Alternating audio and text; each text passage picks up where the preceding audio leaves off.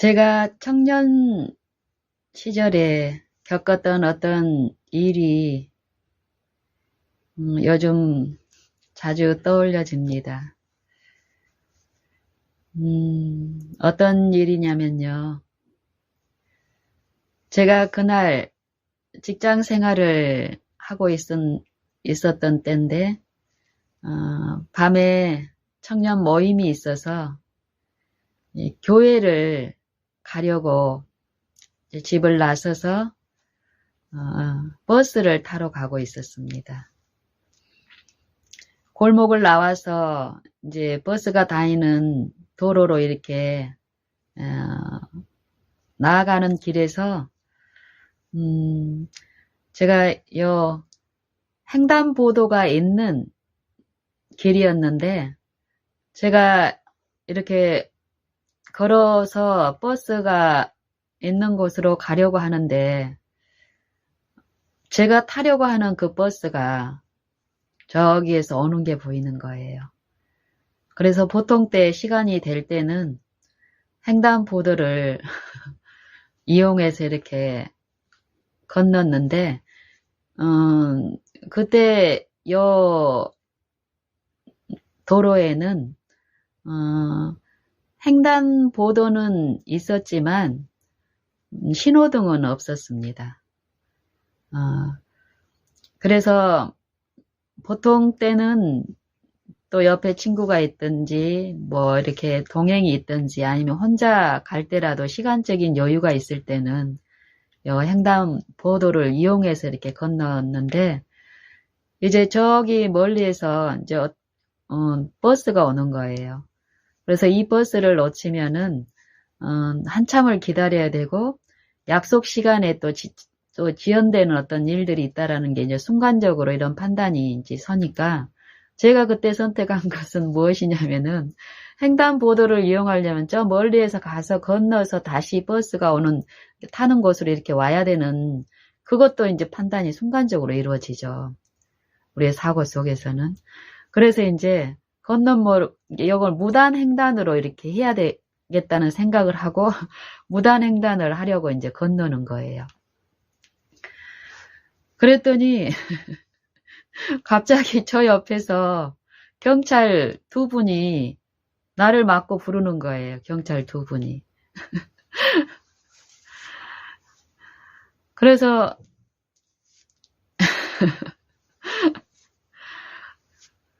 또 우리의 그 시민의 특히 이제 청년이고 이러기 때문에 경찰이 등장하거나 경찰서 앞을 지나거나 하면은 괜히 이제 마음이 좀 어려움이 있고 이런 것 있잖아요.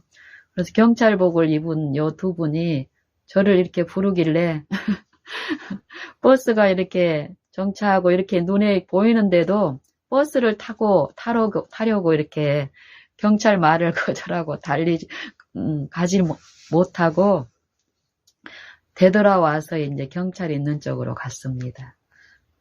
경찰이 왜 저를 불렀을까요? 무단횡단을 했다는 것입니다. 그때 한참 이 무단횡단을 이렇게 단속하는 캠페인을 하고 있었습니다.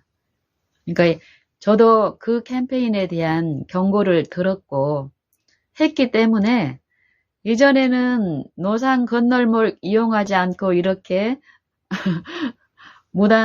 이렇게 횡단보도가 없는 쪽으로 편의상 이렇게 건너고 이게 또 제가 이용하는 그 도로는 그 당시에 이제 서울이었고 하지만 지금으로부터 한 30년 전쯤 정도 되는 거예요.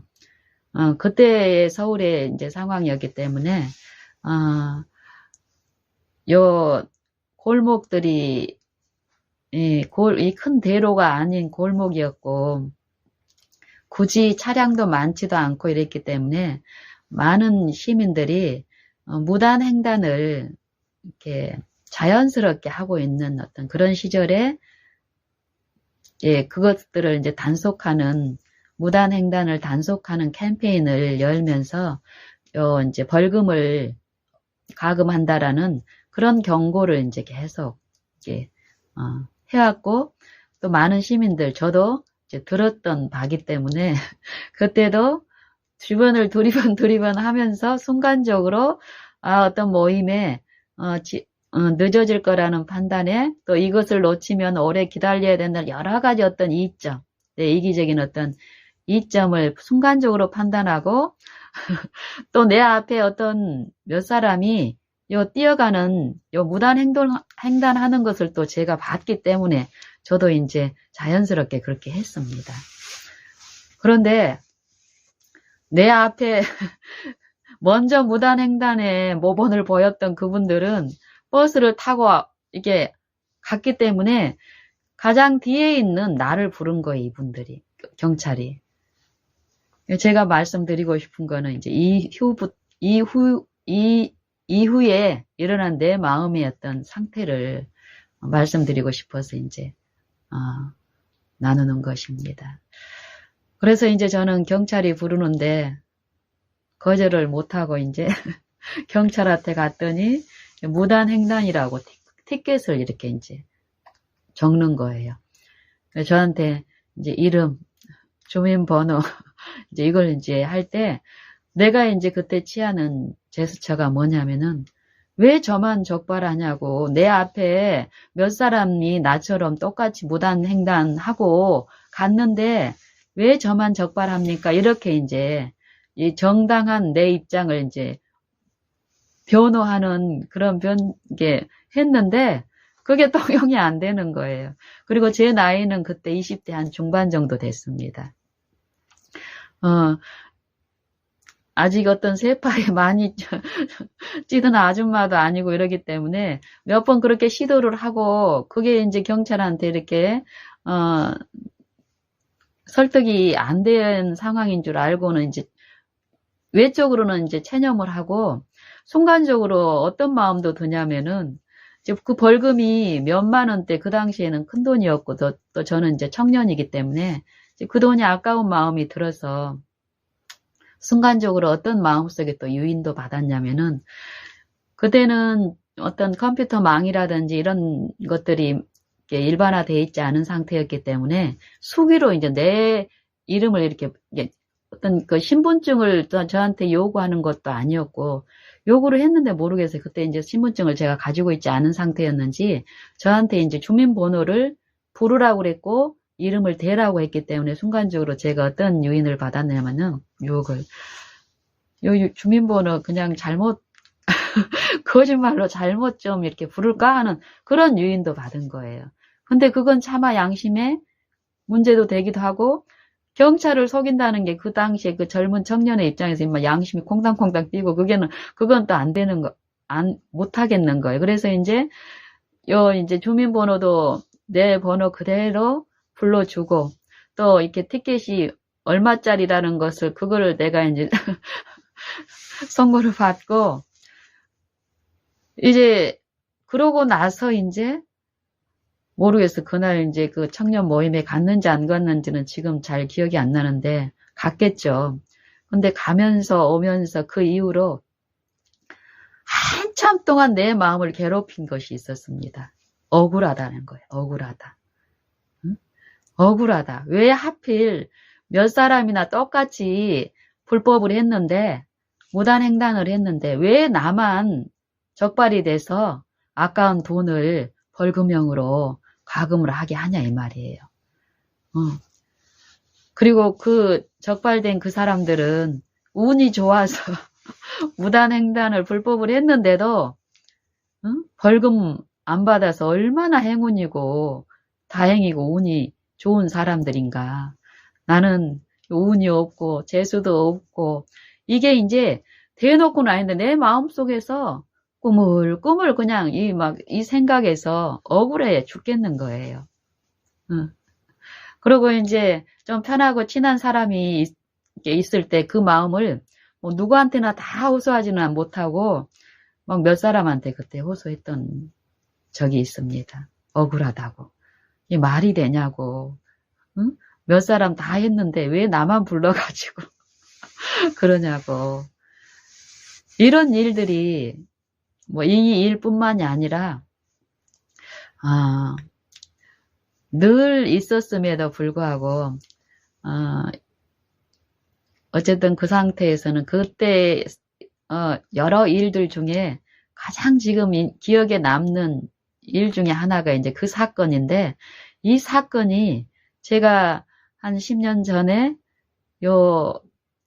이 하나님을 바라면서 내 영적인 상태의 문제의 어떤 상태를 이렇게 듣고 가는 과정에서 그때의 일이 이제 자꾸 떠올려지면서 내 마음에 가치와, 또 어떤 태도와, 또 내가 그때 이렇게 대놓고는 아니어도 내 마음 속에서 어렵게 하고 내 마음에 어떤 분란을 일으키던 사상들의 그 문제되는 어떤 것들을 저는 지속적으로 듣고, 그 이후로 저는 이 법이 하는 일과 법이 주는 유익들, 법이 왜 필요한지, 이것들을 하나님 정부에 있는 하나님의 법, 하나님의 계명, 율법, 이 말씀에 대한 유익과 축복들을 실제 삶에서 이렇게 듣고 내 체험적으로 하나님에 대한 지식, 하나님의 능력과 하나님의 품성에 대한 그 지식이 내 마음에 체험적으로 인식이 되는 이런 일들이 있으면 있을수록 내가 똑같이 20살 중반 때 겪었던 그 사건들이 지금 내 앞에 이르러 온다면, 지금 그런 일도 많이 여러 번 있어 왔고 10년 동안에 또 그런 일이 있을 때 나는 그때하고는 전혀 다른 태도로 내가 응당 실수든 고의로 했던지 간에 어떤 경우든지 간에 이 법이라는 테두리 안에 있는 우리가 그 법에 내가 불법을 했을 때 그 법이 정해놓은 어떤 손실의 결과든지 간에 이 결과를 당연히 저는 이제 감당하는 그 마음이 태도가 돼 있기 때문에 그 과거에 겪었던 그 어려움들은 지금 없습니다. 가령 예를 들면 제가 운전하고 가다가 가속 카메라 아니면 신호 위반, 초행길이나 낯선 길 이렇게 가다가 또 내가 어떤 생각에 이렇게 사로잡혀 있다가 신호 위반이나 과속에 대한 이렇게 카메라에 찍혔다라는 그런 판단이 이렇게 들었을 때 이전 같으면은 이 생각에 그 돈 아까운 생각에 막 나를 자책하든지 아니면 옆에 남편이 그랬을 때는 뭐 남편을 막 계속 안 좋은 어떤 마음으로 어려움을 이렇게 겪었던 제가 지금은 그렇지 않습니다. 남편이 그렇든 아들이 불법을 했든 제가 불법을 했든지 간에 그 결과를 순응하고 받아들인다라는 거예요. 그렇게 됐을 때 내 마음속에서 계속 일어나는 이 생각의 전쟁에서 나는 쉴 수 있고 그런 결과를 초래했던 내 품성의 어떤 결함들, 내 도덕적 가치관의 어떤 문제들, 이런 사건이 아니면은 드러나지 못했던 내 하나님 앞에 어떤 잘못된 이 상태를 바라본 가운데서 듣게 된다면은 더 큰 내가 이 세속적인 어떤 가치의 손실에 빠져 있을 때는 얻지 못할 더 큰 축복을, 유익들을 이게 징계의 유익이라고 그러죠. 그 유익에 참여함으로써 받아들이고 인정함으로써 하나님께서 주시는 하나님과 하나 되게, 하나님의 율법에 조화되게 하는 이 거룩해 하심에 참여케 하기 위해서 징계의 유익을 우리의 모든 실패나 어떤 결함들이나 이전에 꼴지어진 어떤 특질들을 통해서 사건을 통해서 생애에서 일어나는 여러 실수나 이런 시험들을 통해서 이 징계의 유익들이 이루어지는데 거기에 참여하는 일이 있게 됨을 저는 봅니다. 제가 왜 이런 과거의 일들이 최근에 자주 떠올려지면서 또 하나님께 성령을 통해서 지속적으로 이렇게 어떤 이해들을 받는 일들이 있는 일이 있었냐면 내 가까운 지체한테 내가 과거에 한 25살 정도 될 때에 그 사건에서 내 마음에서 여 깊은 속에서 일어나는 이 억울함 있잖아요. 억울함. 막 저는 그 당시에 어떤 마음이 있냐면 이거를 막 이게 막 머릿속으로 상상으로 막 재판까지 했어요. 억울해가지고. 하려면은 다 똑같이 해야지. 법을 적용하려면 왜 나한테만 그래가지고 응? 이게 결국 세속적인 가치에 마음을 두니까 이제 그런 일까지 막 하는 거예요. 이미 끝난 일을 가지고. 거기에 대한 내 잘못만 인정하고 거기에 대한 마땅히 내가 해야 될 부분만 하면은 겪지 않아도 될 요 마음 속에서 일어나는 요 고통이 더 심했었어요. 한참 이제 시간이 지난 다음에 다른 어떤 거에 이제 내 마음이 이렇게 이목이 집중되기 전까지 이 마음을 괴롭히는데 우리의 생각 속에 전쟁들이 대부분 이런 일들로 일어남을 저는 더욱 봅니다. 근데 최근에 요 이웃도 결국 그때 25살 때 제가 겪었던 요 나이 또래에 내 가까운 이웃이 있는데 그 이웃이 이제 이런 마음의 상태에 있는 걸 보면서 이 이웃에게 어떤 권면을 주면서 그때 일이 또 자연스럽게 이제 생각이 나게 하시는 거예요. 그러면서 내 마음에 그때 일어났던 내가 내 어떤 그런 하나님을 바라보지 못하고 여전히 이 세속의 가치 속에서 이 수고와 무거운 짐에 이 정체를 알지 못했을 때는 그 부분을 성령이 내게 말씀해 주고 싶어 해도 내가 들을 수 있는 상태가 아니니까 못 듣겠잖아요. 근데 이제 그런 부분들이 들리니까 성령은 그런 일을 통해 가지고 상대의 형편들을 헤아리게 하고 나눌 수 있는 어떤 이해들을 주면서 이렇게 유익을 나누게 하는 일을 하시는데 그러니까 성경에 이제 말씀하시는 채울하며 이런 말씀 있잖아요. 이 베드로서에 보면 이 채울하다는 불쌍히 여기다 채울하다 요 말씀이 있는데 이제 그것에 대한 유익을 이제 주시는 거예요. 만약에 요 채울하는 마음을 내 이기적인 입장에서 하게 될 경우는 절대 마음의 연합이 일어날 수가 없습니다. 내가 좋게 보이는 것은 이 상대한테는 좋게 보이지 않을 수 있는데 이 이기적인 입장이나 이 부분적이고 이 세속적인 가치에 있는 입장에서는 자기 중심적으로만 생각하게 되거든요.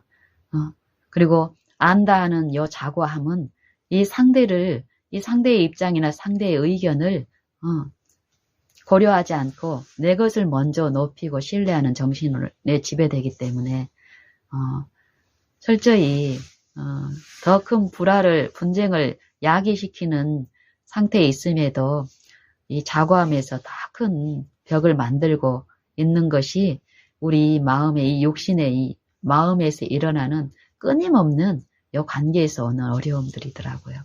저는 지속적으로 이제 그런 부분들을 듣고 이제 하는 과정에서 최근에 이제 저희 가까운 이웃, 정말 가까운 이웃이 있는데 이제 그 청년 이웃이 얼굴에 이제 피부에 이게 트러블이 많고 또 이렇게 이제 얼굴에 이제 자국도 흉터도 많고 이러니까 이 피부과 치료를 이제 하고 싶은 마음이 들어서 이제 부모하고 상의를 해서 부모가 허락을 해서 이제 그거를 이제 했습니다. 그래서 요즘 최신 성형 기술 또 이제 자기가 이제 알아봐서 아주 이제 대도시에 이름이 인지도도 있고 어떤 효과도 많이 본 그런 데를 이제 선정을 해서 아주 이제 비싸죠. 고액이고 막 이러는데 그것을 이제 부모의 허락하에서 그것을 이제 시도를 한 거예요.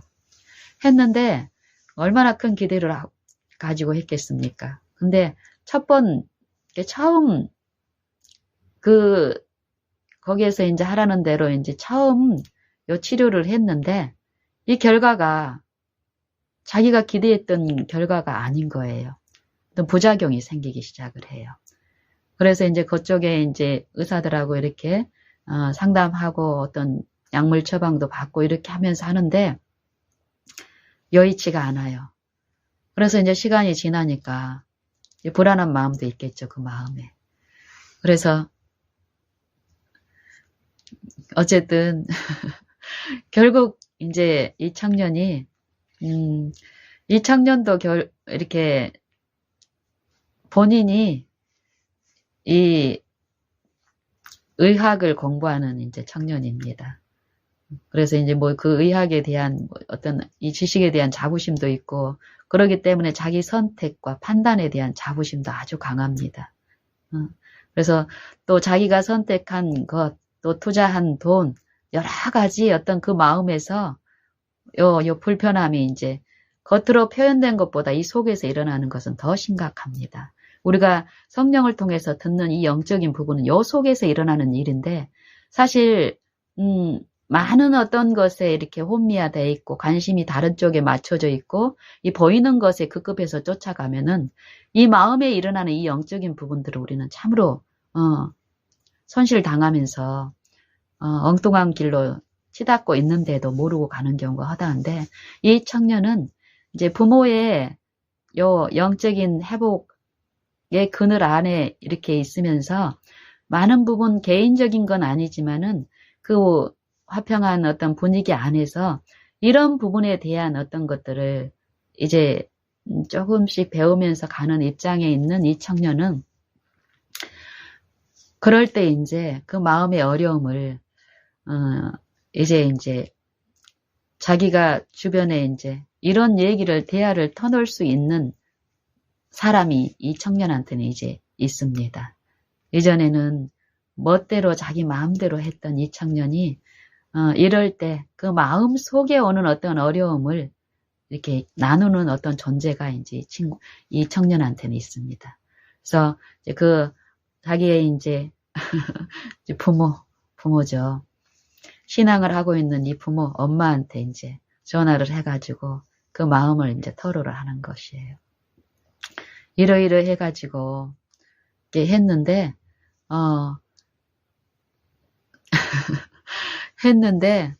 부작용으로서 자기는, 요 방법으로는 안 되겠다. 다른 방법을 찾아야 되겠다고 이제 엄마한테 얘기를 하는 거예요. 그래서 다른 방법으로 하게 되면 돈이 더 많이 든다라는 것이에요.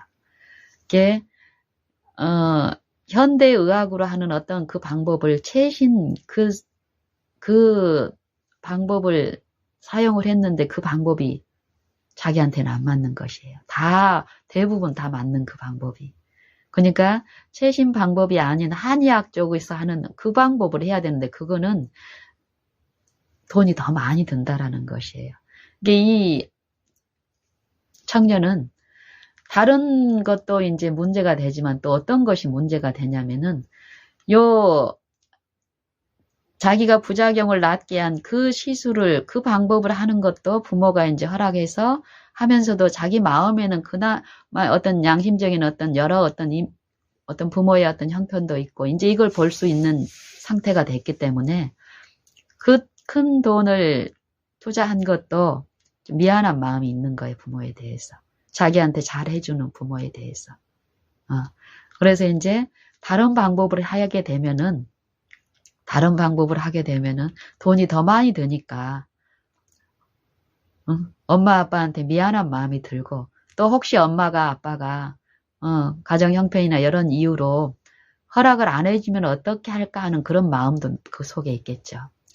어쨌든 그런 상태에서 이제 얘기를 하면서 이 엄마는 이제 이 자녀의 어떤 그런 여러 어떤 상태들이 보이기 때문에 그리고 이전 방법도 또 새로운 방법도 그게 근본적인 이 마음에 어떤 만족을 주거나 유익을 주지 않는다라는 것을 이 부모는 압니다. 이 엄마는.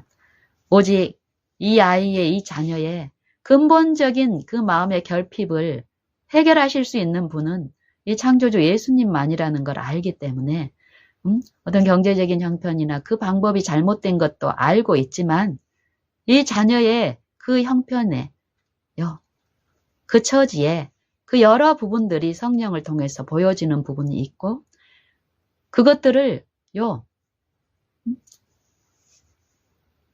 도와주는 요 과정에서 흘러가는 은혜가 분명히 있습니다.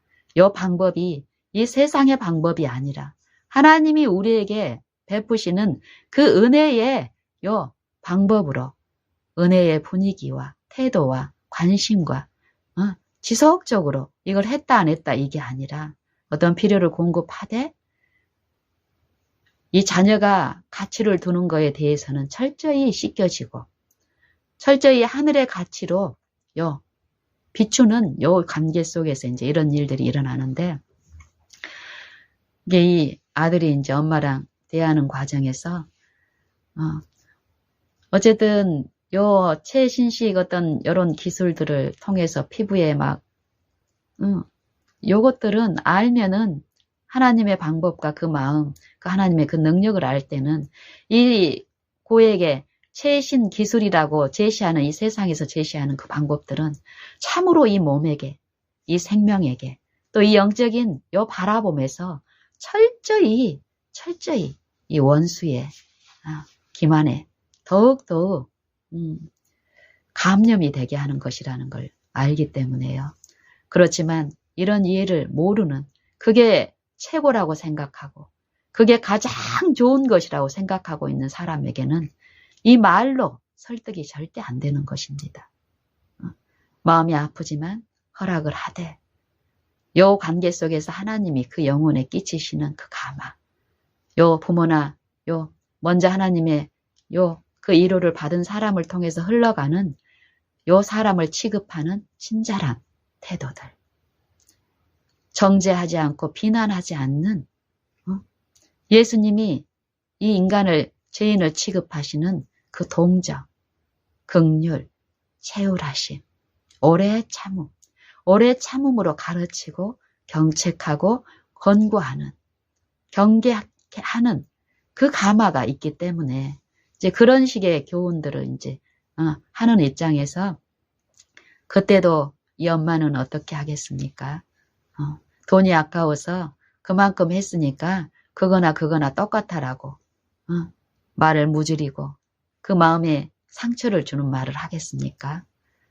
하나님은 우리를 그렇게 취급하시지 않는다는 하나님의 의로우심을 만약에 아는 엄마라면, 그때 하나님의 그 품성을 배운 사람이라면 그때 가장 그게 필요한 대상에게 또 그만큼의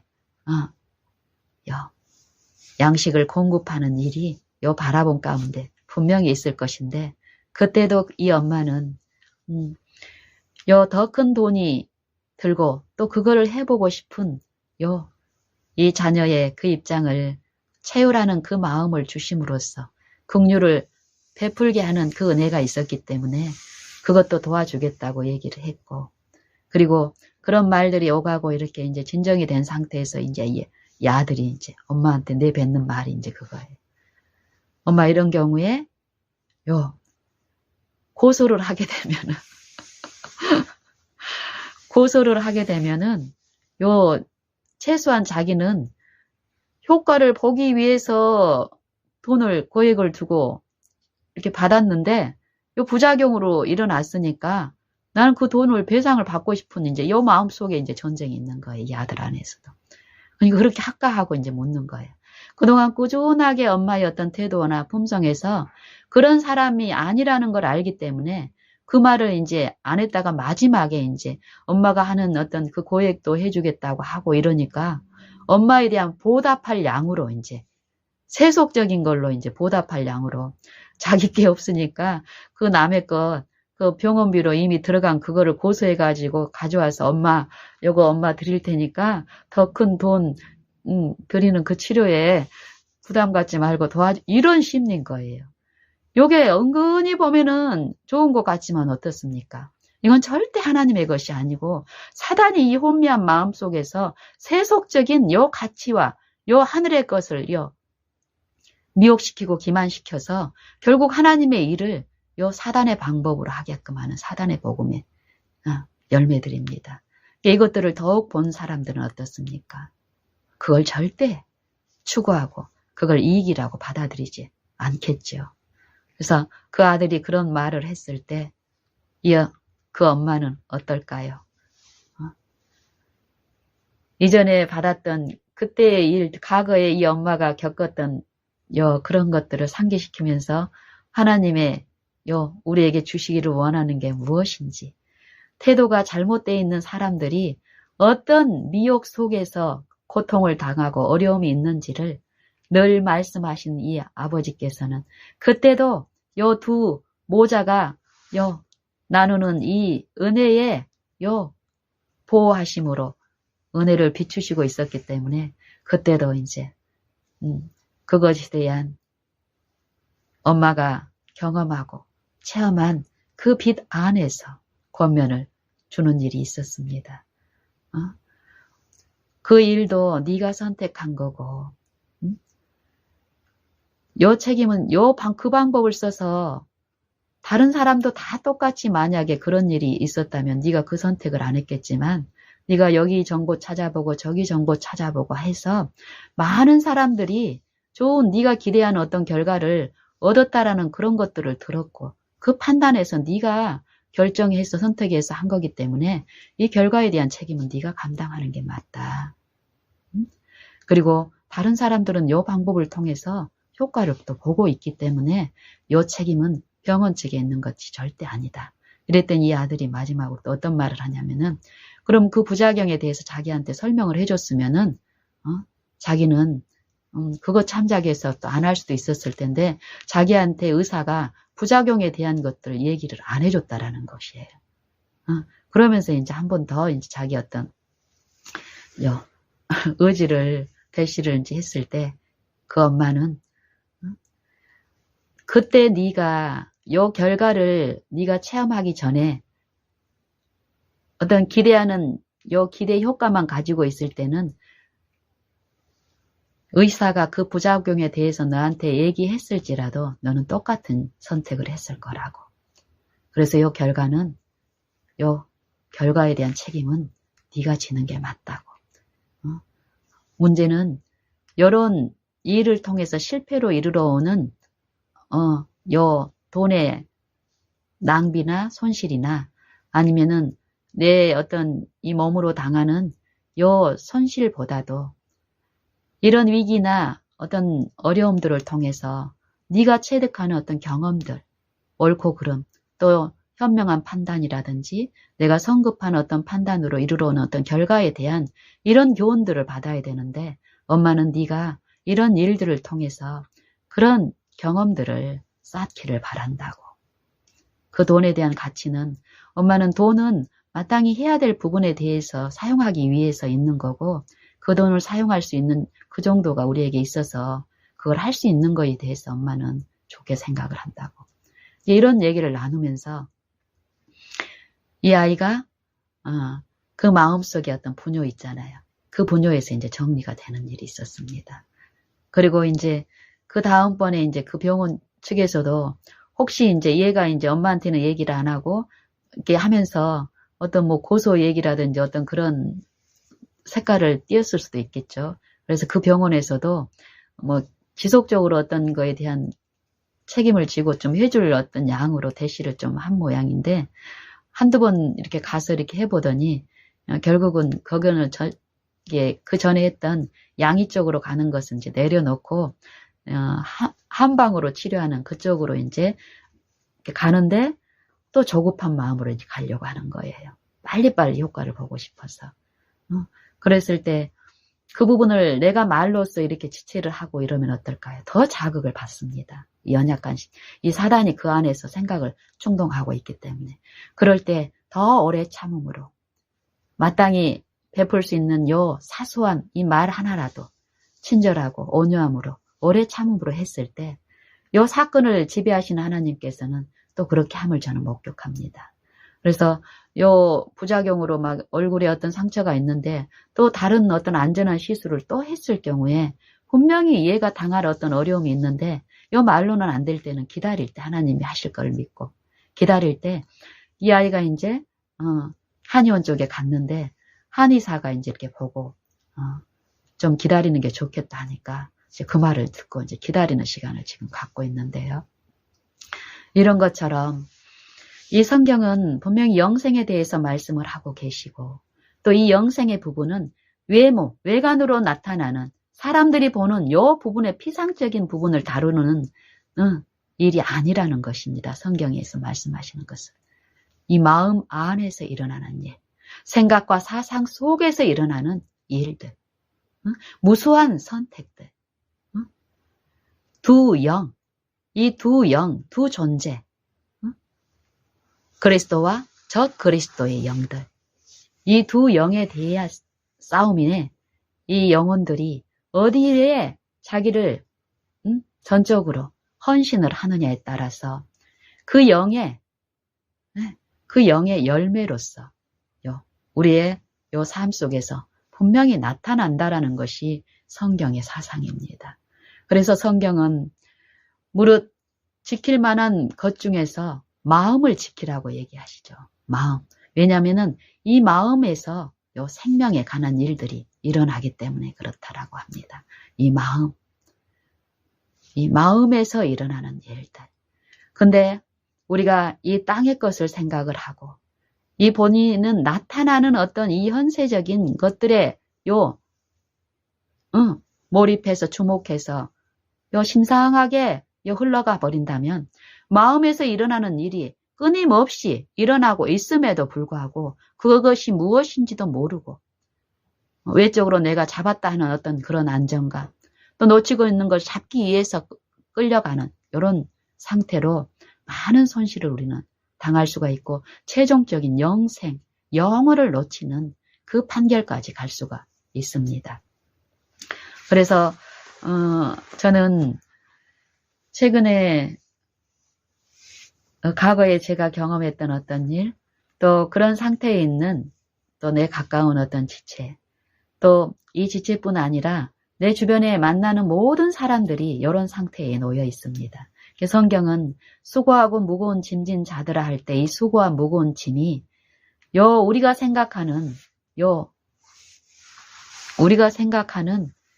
어떤 물리적이고 외적인 어떤 관계에서 오는 어떤 시비들의 원인들이고, 예를 아니면은 제가 이제 이 세속의 가치는 돈인데 이 돈에 이 손실이 일어나는 어떤 일들이 생길 때 이 마음을 막 어렵게 하는 이 마음 속에서 일어나는 생각의 어떤 흐름들이 있는데 이것들을 보지 못하면 단지 그 억울함의 이유가 제가 생각하는 것처럼 왜 남들은 그냥 넘어갈 수 있는 것을 왜 나만 이렇게 고생을 하는지, 남들은 다 행복하고 그냥 쉽게 가는 것 같은데 나만 왜 이렇게 억울한 일이 많을까?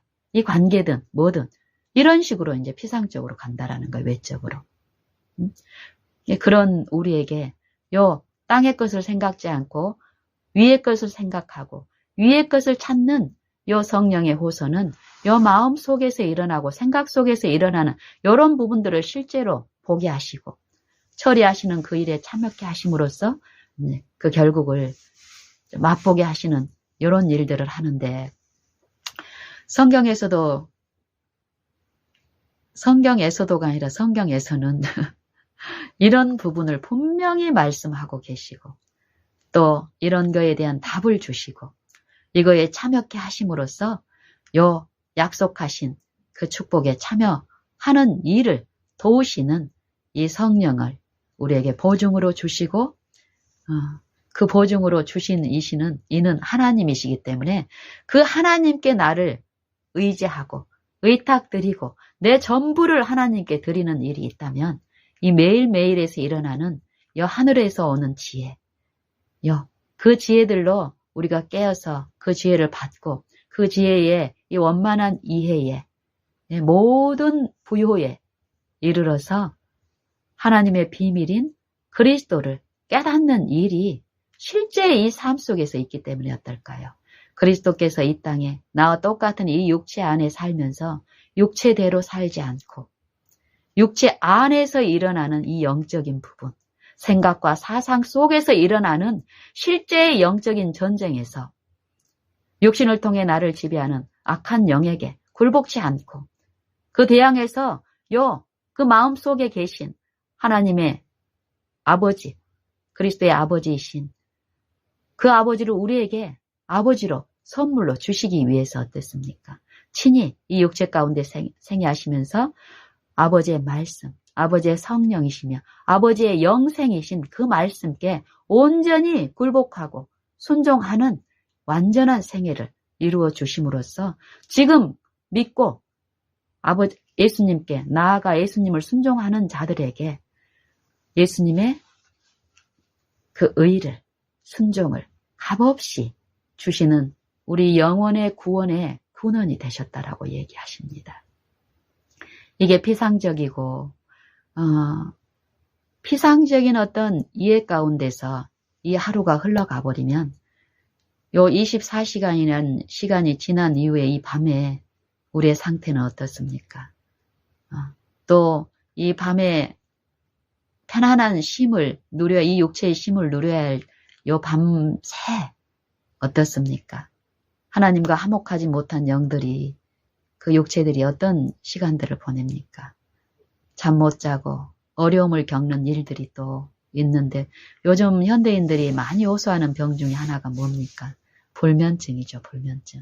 또 환경이 바뀌면은 또 어려움이 있고 조용한 환경에서는 또 잠을 잘 자다가도 환경의 변화가 있으면은 잠을 이루지 못하고 어려움을 겪고 이런 것들이 그냥 피상적으로 보게 되면은 그냥 외적인 어떤 것들로 이렇게 치부돼서 지나갈 수 있지만은 영적인 부분하고 관계없는 부분이 하나도 없습니다. 이 육체 가운데 일어난 것은. 그 말은 영적으로 회복되지 못할 어떤 일들은 없다라는 것입니다. 모든 일에 하나님의 영의 관여하심과 인도하심이 있는데 그것에 우리가 의존해서 그 인도하심을 따라서 되어간다면 진리가 우리 안에서 하나 되어 이루어지고 진리를 알게 되는 일이 있고 그 진리가 우리를 자유케 하는 일에 참여함으로써 하나님께 영광을 돌리는 이런 일들이 지속적으로 우리 신자 안에서 매 생애마다 육신의 일을 좇지 않고 영의 일을 좇는 이 영의 생각, 이 생명과 평안에 참여하는 일이 나타나기 때문에 그 삶 속에는 지속적으로 더욱더 큰 쉼과 화평과 기쁨이 나타나는 게 자연스러운 일이 아닐까요? 저는 그렇게 믿습니다. 그리고 더 그런 삶이 있다라는 것을 하나님 편에서 우리에게 주실 것이 더욱 있다라는 것을 이제 알고 믿기 때문에 오늘 지금 주실 그걸 바라고 이 관계에서 또 어떤 일 가운데 거래에서 육신적인 안목에서 보면은 억울할 수 있고 답답할 수 있고 손해가 막 엄청날 것 같고 또 불가능할 것 같고 어떤 불안한 일들이 있을 것 같은 일들이 있을 때라도 저는 이 나타나는 것을 바라지 않고 바라보지 않고 의존하지 않고 보이지 않지만 분명히 그곳에 함께 계시는 살아계신 말씀이신 아버지를 생각하고 그분을 부르고 구하고 그분만이 나를 내 지금 이 생각과 마음을 온전히 지배해 주시기만을 바라고 간절히 부르고 바라고 앙망할 때에 참으로 처음 느꼈던 그런 마음의 상태가 아니라 그리고 그 마음의 어려운 상태로 그 일을 처리했을 때 침착함에서 어떤 일을 처리했을 때 하고 마음의 분노와 불안과 두려움이 있는 이 마음 가운데서 어떤 일을 처리했을 때 하고 결과가 어떨까요? 다르죠. 육신의 일에서도 다르잖아요. 현격히. 그럼 이 영적인 상태에서는 어떨까요? 사단은 외적인 공세를 통해서 이 마음의 일을 주목하지 못하게 하고 마음의 축복, 마음에서 일어나는 요 일을 느끼고 깨닫지 못하게 함으로써 우리를 자기 편에 묶어두고 우리를 괴롭히는 일을 합니다. 그리고 많은 어떤 유익으로 쾌락과 종욕으로 우리에게 큰 선물을 주는 것처럼 이 적그리스도의 영은 우리의 자아의 중심에 앉아서 우리를 지배하고 있습니다. 그러나 하나님은, 우리를 사랑하시는 하나님은 이 외적인 육신적인 것으로 우리를 만족해 하지 못한다는 것을 친히 아신 그분께서는 어떻습니까? 철저히 육신적인 것을 부인하고 자기 십자가를 지고 이 마음에서 일어나는 일을 지도하시는 성령께 나를 내어드리고 더욱더욱 요 일을 하라고 권면을 하십니다. 그래서 우리가 만약에 온전히 성령께 나를 굴복시키는 하나님을 내 마음에 모시는 일, 믿는 일, 영접하는 일, 그 일이 매일 매 생의 순간마다 만약에 하나님이 내 마음에 모셔지는 일이 있다면 완전히 내가 그분께 굴복돼서 창조주께서 주권을 직접 나에게 그 주권을 통해서 나를 지배하는 일이 있다면 그 주권은 어떤 주권입니까? 강압과 압제의 주권입니까? 전제주의의 주권입니까? 이 세상의 주권, 사단의 주권은 그렇지만 하나님의 주권, 이 율법의 정신은 무엇입니까? 긍휼과 자비와 사랑이잖아요. 우리가 그것을 배우지 못한 요 심령이 우리의 연약함과 속절없음을 인정하고 그분께 나를 온전히 내어드렸을 때 내 의지를 그분의 성령께 내 의지를 전적으로 굴복시켰을 때 사랑의 주권은 내 안에서 어떤 일을 합니까? 흠없는 그리스도의 품성, 그 공의를 내게 비추는 일을 합니다. 그랬을 때 육체에 어거된 우리의 이 자아는 어떻습니까? 그 두려움 가운데서 하나님의 품성을 오해하고 잘못 사단에 의해서 오해한 그 품성은 거절하고 싶고 두려움 때문에 그리스도의 영을 거절하려는 유인을 받지만 그때일지라도 그때 내가 하나님의 품성을 붙들고 거기에 나를 전적으로 더욱 십자가를 지고 죽을지라도 하나님의 영원하신 능력은 어떻습니까? 죽은 자를 살리시는 능력이잖아요. 그 말씀을 붙들고 생각과 사상에서 오는 그 공포, 두려움, 이것들을 주님께 전부를 다 드렸을 때 놀라운 일이 일어납니다. 하나님의 그 공의가 온전한 품성이 그 율법이 내 마음에 비춰지고 내 마음에 기록되는 그 정신을 받아들이는 일들이 이 바라는 일 가운데 성령에 의해서 이루어지는데요. 그럴 때 내 잘못과 결함들이 드러나는 때 인정함으로써 자기 죄를 자백했을 때 용서가 일어나고 그 불의가 씻기는 일이 일어나고 의가 내 안에 새겨져서 의가 이 공의에 부끄럽지 않게 설 수 있는 그 의가 내 안에 이루어지면 어떨까요? 이제 두려움에서 거절하는 일이 아니라 어때요? 하나님과 이 사랑 안에서 이루어지는 일이 있기 때문에 어떨까요? 평안이죠. 그 죄를 주장하고 그 죄를 고집하던 죄인이 하나님의 성령의 호소 가운데 그 길로 가면 이제 더 이상 어려움과 슬픔뿐이라는 걸 안 탕자가 돌이켜서 아버지 집으로 돌아오는 일. 그랬을 때 이 탕자는 아버지를 오해하고 어떻습니까? 변함없이 아들로 생각하고 있는 아버지의 품성을 오해했기 때문에 이 탕자도 돌아올 때 어떤 마음으로 옵니까? 이제는 아버지한테 내가 아들로 받아달라고 하지 않고 종으로 받아달라고 이런 마음으로 오잖아요. 그랬을 때 아버지의 사랑은 어떻습니까? 아들로서 받아들이고 탕자가 집을 떠날 때나 잘못을 범했을 때나 범하지 않았을 때나 아버지의 태도에는 하나도 변화가 없는 그런 품성을 이 탕자가 더 이제 체험을 하고 그 감복함에서 이제 아들로서 받아들여진 이제 양자로서의 삶을 이제 사는데 어떻습니까?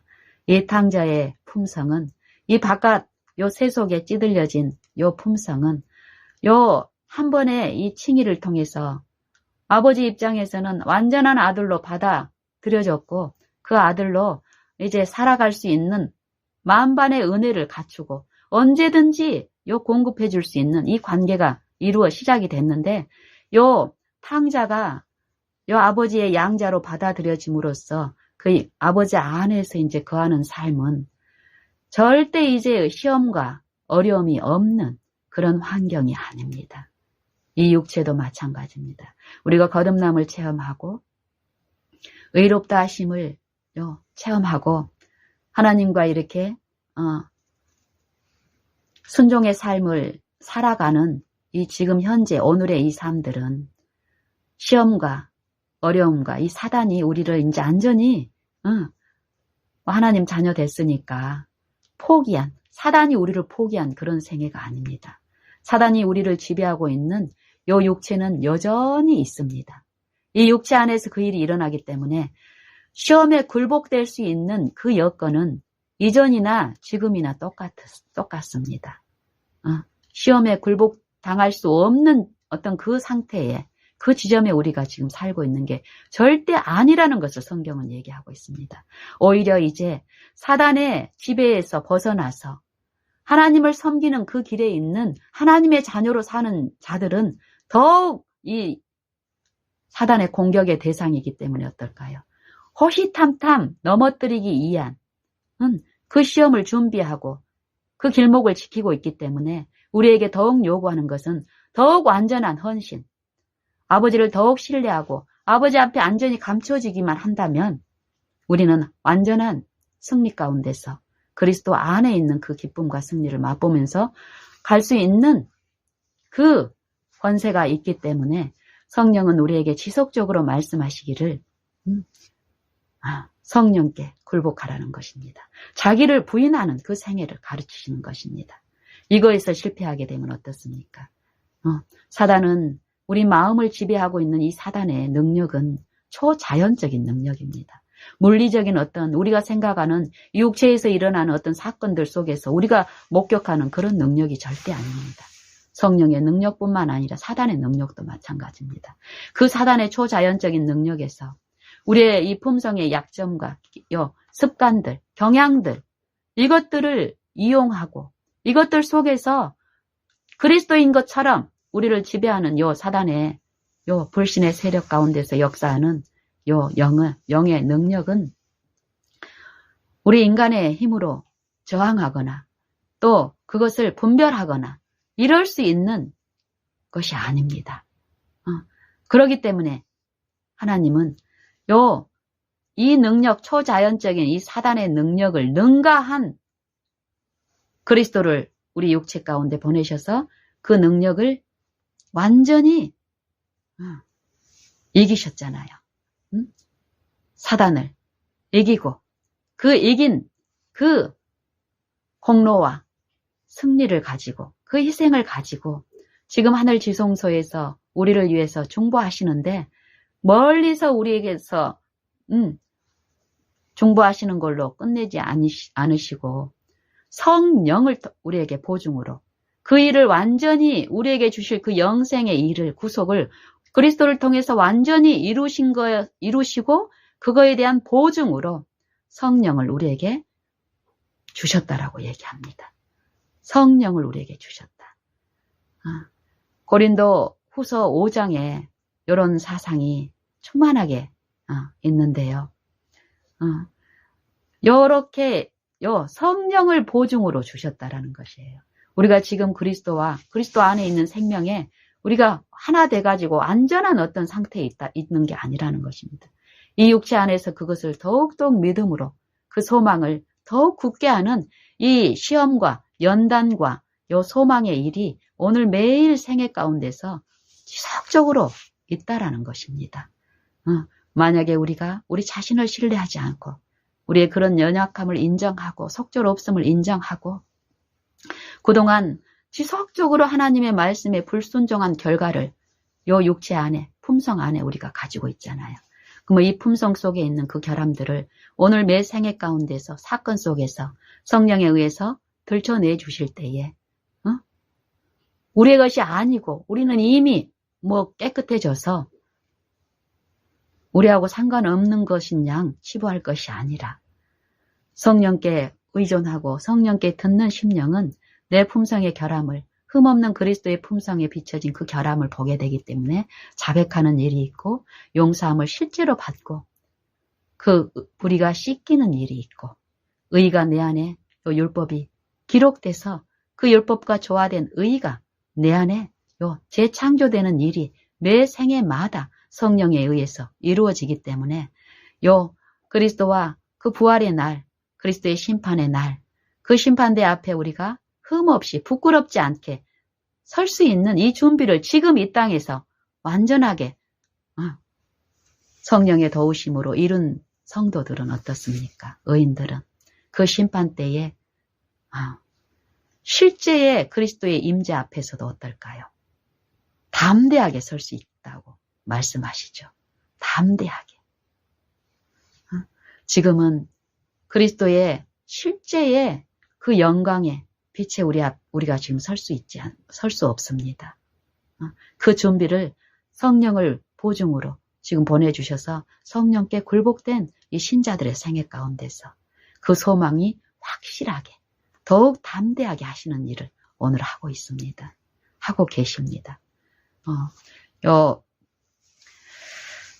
고린도후서 5장을 우리가 깊이 묵상해 보면은요, 우리가 이 땅에서 어떤 소망을 가지고 어떤 구원을 받았고 그 구원을 이루기 위해서 하나님이 어떤 일을 하고 계시고 우리가 어떤 태도와 마음으로 그 일에 참여를 해야 되는지, 또 내가 그런 빛 가운데 만약에 행하고 있다면은 내 만족으로 내 구원만으로 있을 것이 아니라 하나님은 먼저 하나님의 그 의에 참여하는 자들을 통해서 또 그 의를 모르는 자들에게 비추는 화목해 하는 직책과 화목해 하시는 말씀을 부탁하셨다라는 그 말씀처럼 우리의 가까이에 있는 그 영혼들에게, 영적인 부분에 대한 이해가 없는 분들에게 이 말로 할 것이 아니라, 가르치는 것에 급급해서 할 것이 아니라 비추는 일, 실제로 오래 참음으로 가르치는 일, 온유와 겸손함으로 가르치는 일.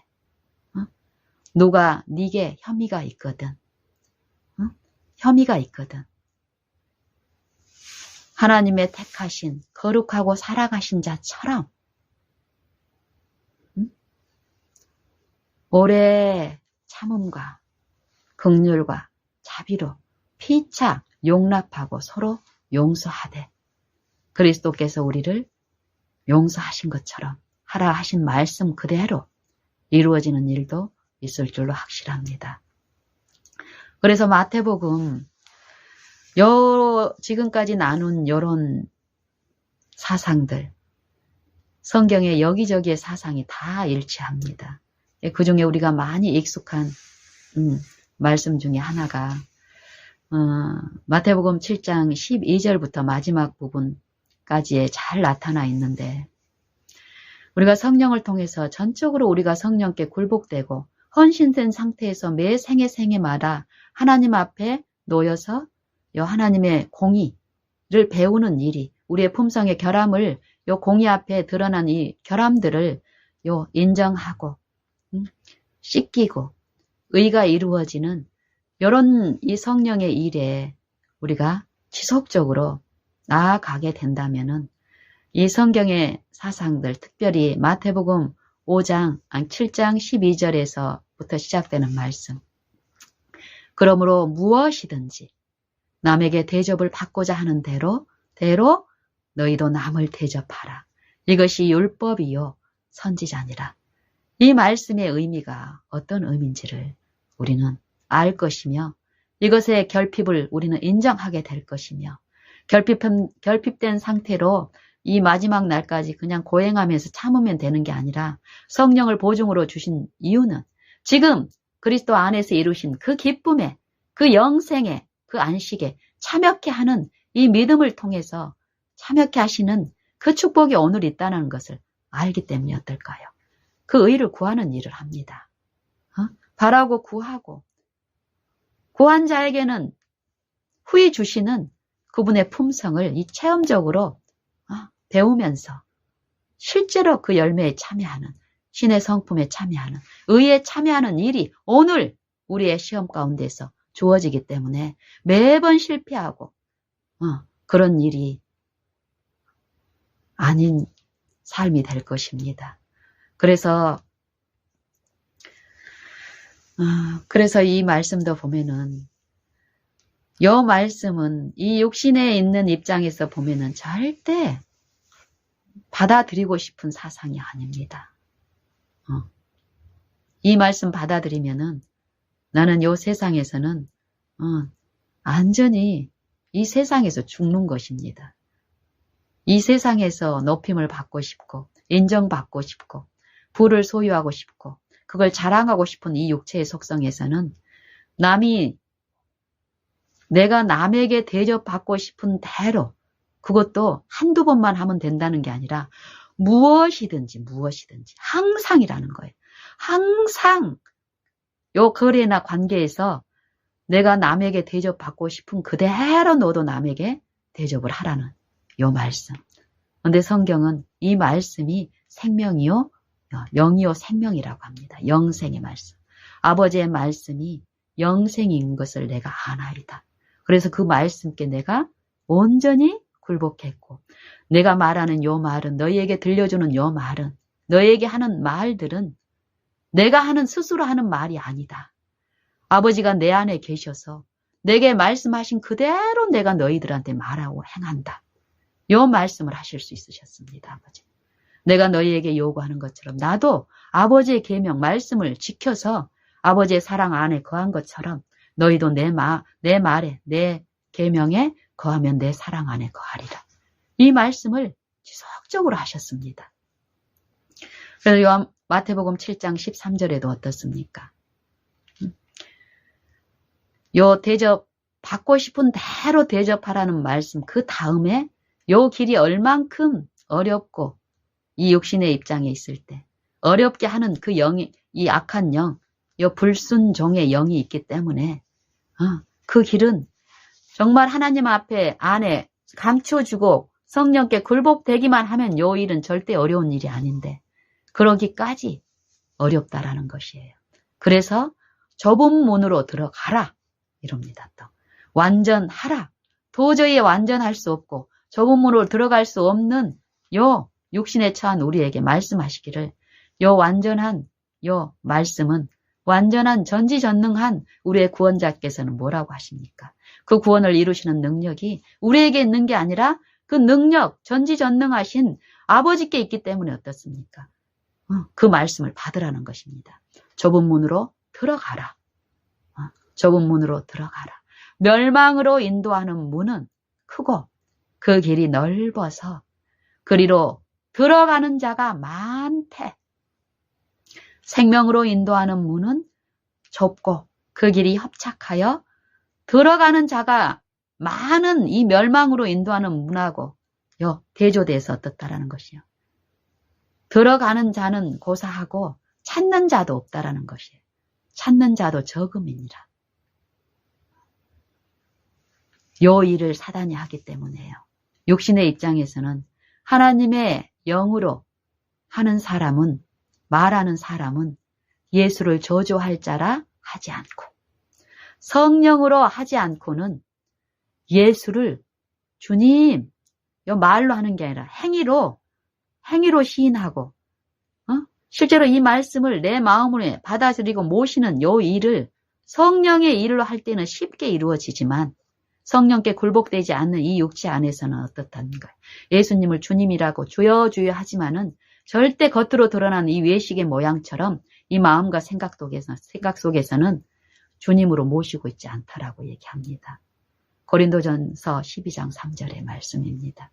그와 같이 이 성경의 사상은 성령을 통해서 믿는 자들에게 성령을 주시고 성령의 가르치심과 성령의 인도하심을 따르는 매 생애마다 믿고 따르는 신자들 안에 요 마음과 생각 속에서 이 생각의 동기의 일들을 펼치시고 드러내시고 이 정사와 권세를 밝히 드러내시고 이렇게 벗어버리신 이 모든 정사와 권세의 머리이신 그분께서는 그분의 영을 우리에게 나눠주시면서 그 일을 가르치시고 그 일에 대한 가르침을 받는 자들에게 신의 성품에 참여하는 이 축복을 오늘 지금 베푸시는 분이십니다.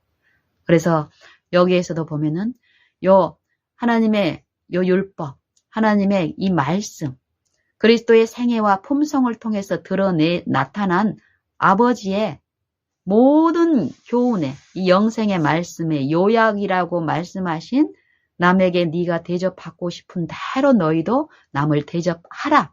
이게 율법이요 선지자니라 한 이 말씀 뒤에 이 길이 좁은 문으로 들어가는 길인데 염려하지 말라는 것이에요. 이걸 이미 이루시고 성령을 보증으로 주신 분은 하나님이시라는 거예요. 그러므로 우리가 담대하여 항상 담대하여 몸에 거할 때는 우리가 주와 따로 거하는 줄을 아노니 이는 우리가 믿음으로 행하고 보는 것으로 하지 아니함이니라. 그러므로 우리가 거하든지 떠나든지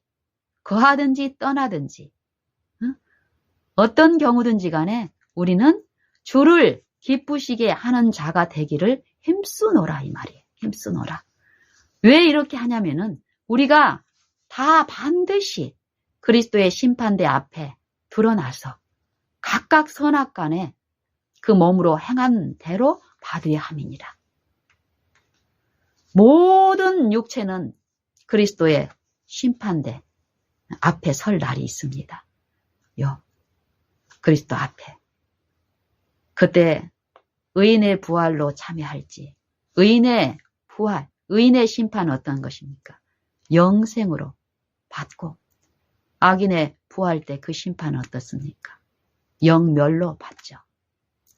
영생을 놓치고 하나님의 일이 없어서가 아니라 은혜가 없어서 결핍된 결국이 아니라 평생의 그 은혜를 거절한 이 불신의 세력에 붙잡힌 결국은 이 영혼을 이루신 그리스도를 거절함으로써 결국 영멸에 빠진다라는 것입니다. 영멸. 이것처럼 요 심판에 마지막 심판대 앞에 부끄럽지 않고 담대히 서게 하기 위해서 하나님의 사랑이 우리 안에 온전히 이루어지는 그 일이 오늘 있어야 된다라는 것입니다.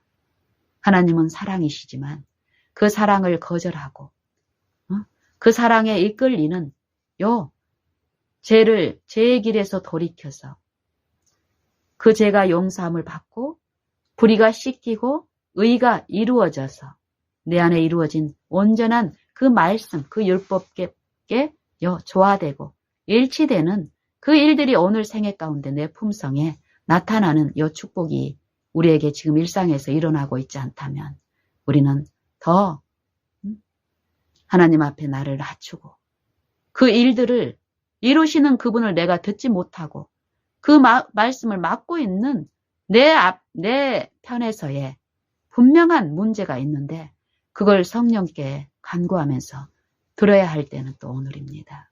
더 늦기 전에 우리는 참으로 우리가 지금 성경을 통해서 듣고 있는 이 복음이 어떤 복음인지 우리에게 주시는 이 영생이 어떤 것인지 이 영생이 우리 안에 지금 이 생애에서 어떻게 이루어지고 있는지 영생에 참여했을 때 우리가 어떤 축복을 누리게 되는지 또 하나님을 어떻게 섬길 수 있게 되는지 이웃들을 내가 어떻게 취급하게 되는지 이 성경의 여러 사상들이 어떠함을 우리가 체험적으로 듣고 배우고 가는 일이 오늘 있게 하시는데 우리 다 같이 참으로 성경 말씀 그대로 체험적인 증인이 돼서 모든 일 모든 관계 우리의 품성을 통해서 하나님은 전능하신 구원자이시며 모든 만민에게 원하는 자에게 그 일을 베푸시는 인자하신 아버지시라는 것을 오늘 이 한 날, 이 은혜의 날에 우리에게 베푸신 구원을 통해서 하나님을 찬송하고 하나님께 영광 돌리는 우리 모두가 되면 좋겠습니다.